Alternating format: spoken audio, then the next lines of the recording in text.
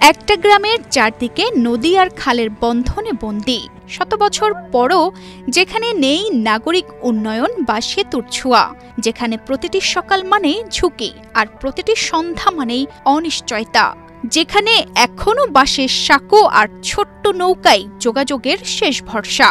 এ যেন এক বিচ্ছিন্ন দ্বীপের বাস্তব রূপকথার গল্প।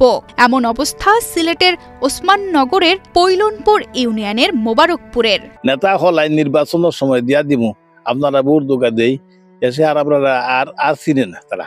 এই যে চতুর্দিকের নদী, আমরা যাতায়াতের কোনো ব্যবস্থা নেই।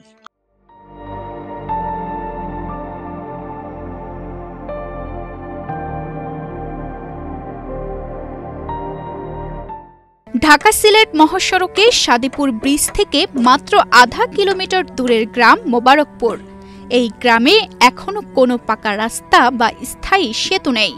বছরের বেশিরভাগ সময়ই গ্রামের চারপাশে পানিতে টুইটুম্বুর থাকে, তখন নৌকাই একমাত্র ভরসা। শুকনো মৌসুমে গ্রামবাসী নিজেরাই বানান বাঁশের সাঁকো। প্রতি বছর খরচ হয় প্রায় 15,000 টাকা। আমরা যাতায়াত করা খুব বেশি কষ্ট। স্কুলে আমরা গ্রামে অনেক ছাত্রছাত্রীরা আছে, তারা স্কুলে যায় না। আমরা হাই স্কুল করছে নদীরও পারে, এই পারে আওয়া যাওয়া খুব কষ্টদায়ক। সরকার আসে, সরকার যায়, কিন্তু এই এলাকার মানুষের ভাগ্য বদলায় না।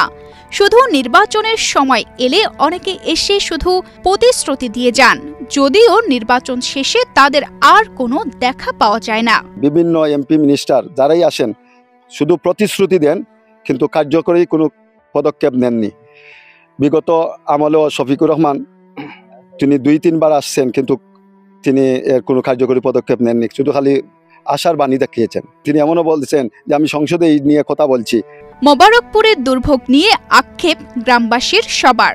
এই আক্ষেপের কথা জানালেন এই প্রবীণ বাসিন্দা। আমার 60 বছর বয়স, এই দেখি আরাম আজ পর্যন্ত এই দুর্ভোগে আমরা আছি। আমরা হেবন্ত হয়ে হাকম দিয়া চলি 5 মাস, বাদ বাকি সব নৌকায় যোগাযোগ। মোবারকপুরে একটি ব্রিজ নির্মাণের বিষয়ে স্থানীয় জনপ্রতিনিধি কথা বলছেন। তিনি জানান, সরজমিনে পরিদর্শনের পর প্রয়োজনীয় ব্যবস্থা নেওয়া হবে। যদি একটি ব্রিজ নির্মাণ হয় তাহলে স্থানীয় অধিবাসীরা উপকৃত হতে পারে। সে লক্ষ্যে আমাদের যে সকল সংশ্লিষ্ট ইঞ্জিনিয়ারিং বিভাগ রয়েছেন, আমরা তাদের সাথে যোগাযোগ করে বিষয়টি জানাবো, যেন তারা সরেজমিন পরিদর্শন করে প্রয়োজনীয় ব্যবস্থা গ্রহণ করেন। যুগের পর যুগ ধরে অবহেলিত মোবারকপুরের মানুষের একটাই চাওয়া, শুধুমাত্র একটি স্থায়ী সেতু, যা বদলে দিতে পারে শিক্ষা, স্বাস্থ্য, নিরাপত্তা আর অর্থনীতির চিত্র।